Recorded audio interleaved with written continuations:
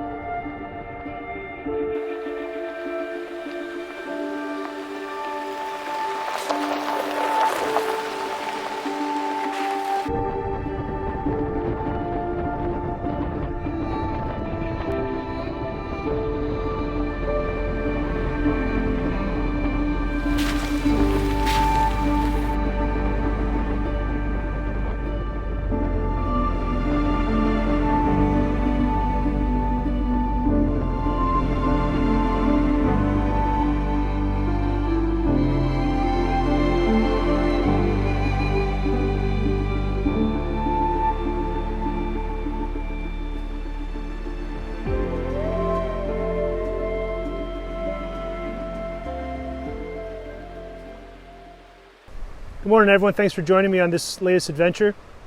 So this video is going to be some steelhead fishing. I'm going to head back on some crown land with my truck and set up camp, and I'm going to cook some venison that I've recently got with my bow over in a Dutch oven over an open fire. It's going to be great, so I hope you like the video.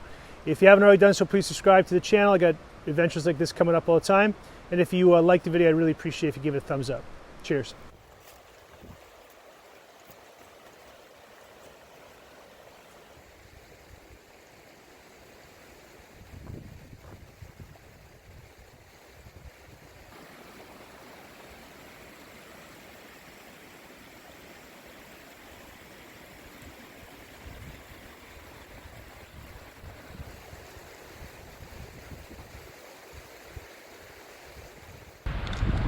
For my steelhead setup, I like to use plastic beads instead of row sacks.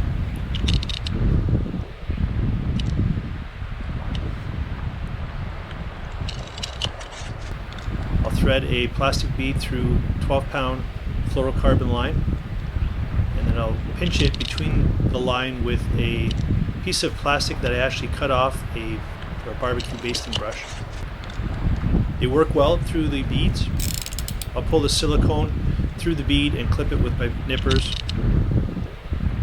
and that way it maintains its position on the line, but I can also slide it back and forth on the fluorocarbon line. Next step is to snell a hook at the end of the fluorocarbon line.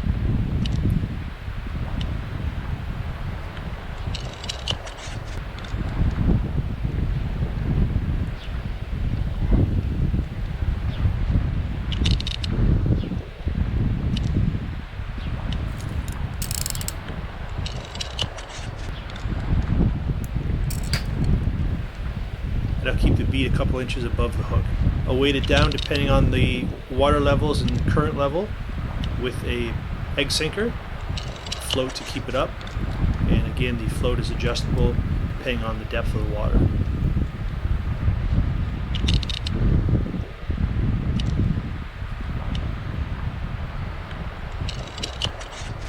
I'll hook the setup to a high-vis, stronger line, and I'll be set to go.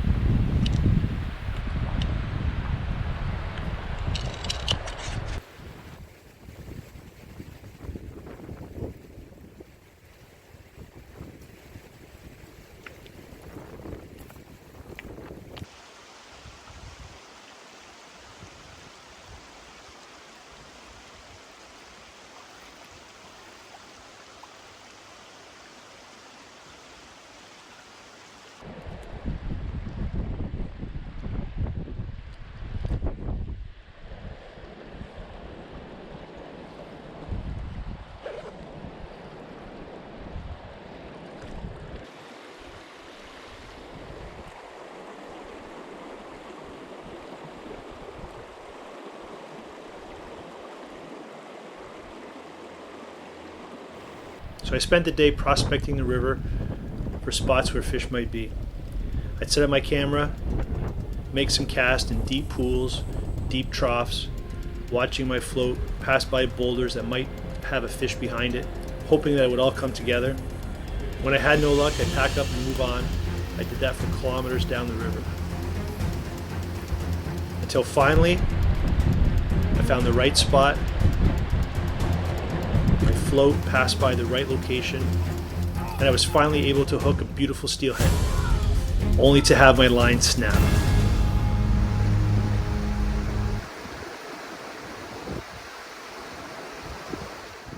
Well, it's been an eventful day on the river. That's steelhead fishing, you know. Just getting a chance to hook up with one of those silver torpedoes is always an amazing experience and really got my blood pumping. Very exciting, but frustrating at the same time. So we've had a cold front come in, so as the day's gone on, the wind's picked up and it's actually gotten colder. So it's time to head back to the truck, find a campsite, get a fire going, work on dinner, and sit back and enjoy the rest of the day and the rest of this adventure.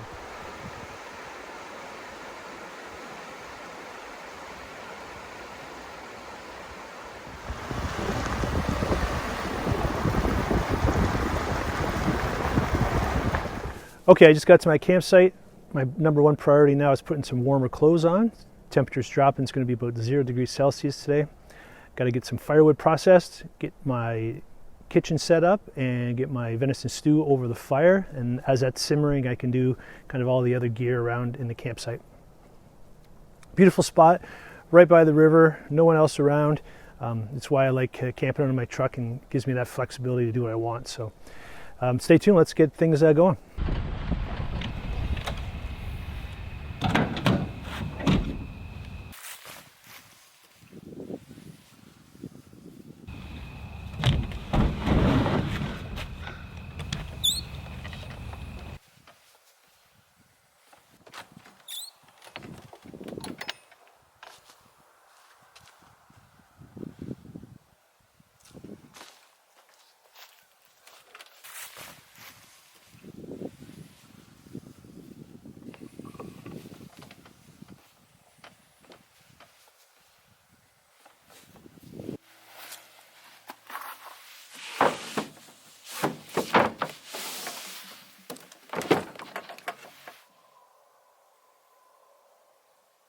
So the camper slide out extension is pretty much set.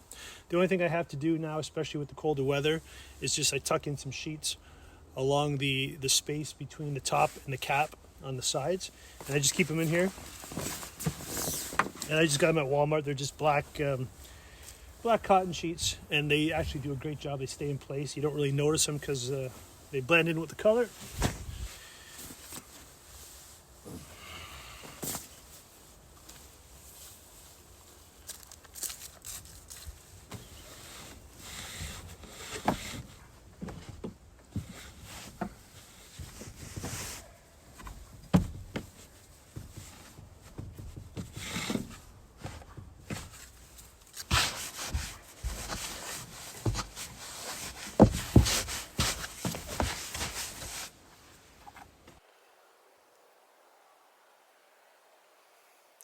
Doesn't have to be pretty, but it does the job.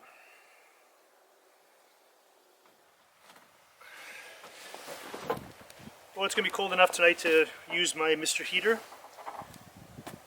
I have a warm enough sleeping bag. I won't need it while I'm sleeping, but when I get in there and just hang it out tonight, I'll have it on. Maybe open some windows, have my fan going in there. When I wake up in the morning, it'll be cold, so it'll be nice to just kick this on, get the chill out. And yeah, winter's here.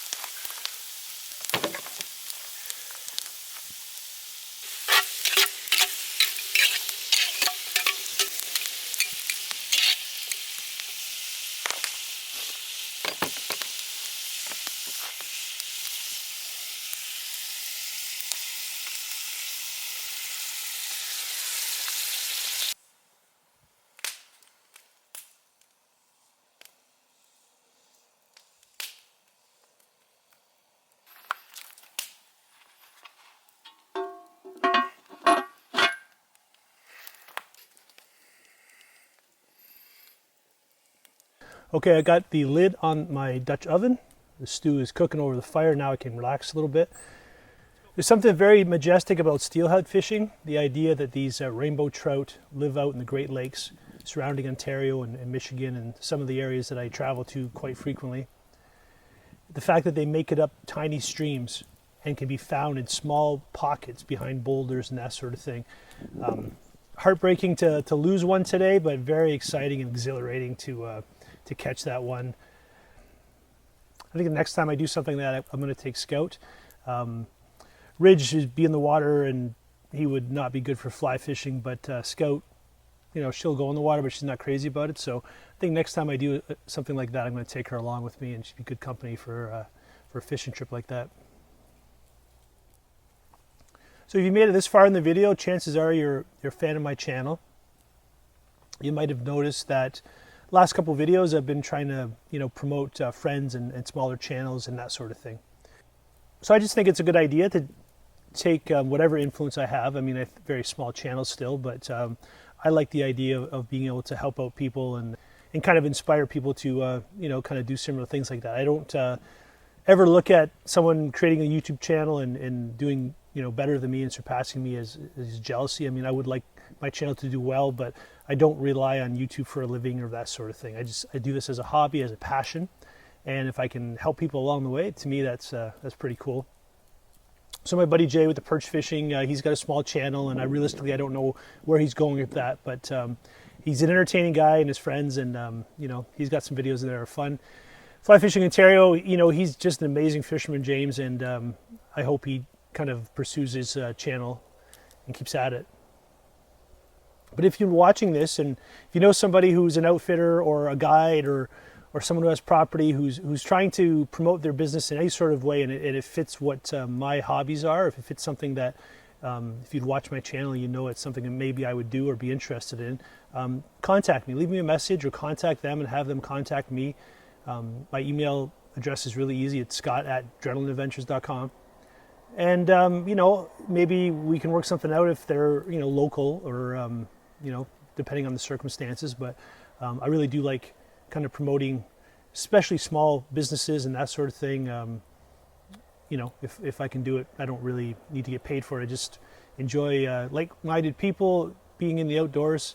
To me, it's just, you know, it's just fun, right? So something to think about, and if you're watching this and you know that triggers something that you might know about, let me know, please. I really appreciate it.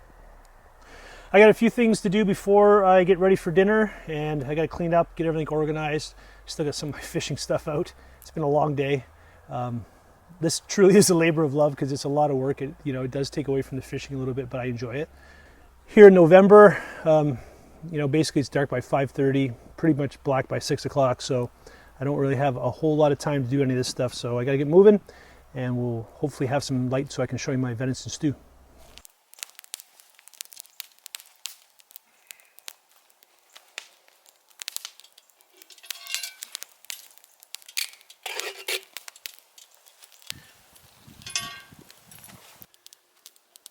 Ladle. So my stew's ready. It's late, it's dark, it's cold. So I'm going to have my stew now, and I really hope you enjoyed the video. If you did, please give it a thumbs up. If you haven't already done so, please subscribe to the channel. There's more videos like this coming up all the time. And it's time for dinner. Thanks. Cheers. Got another one in the books.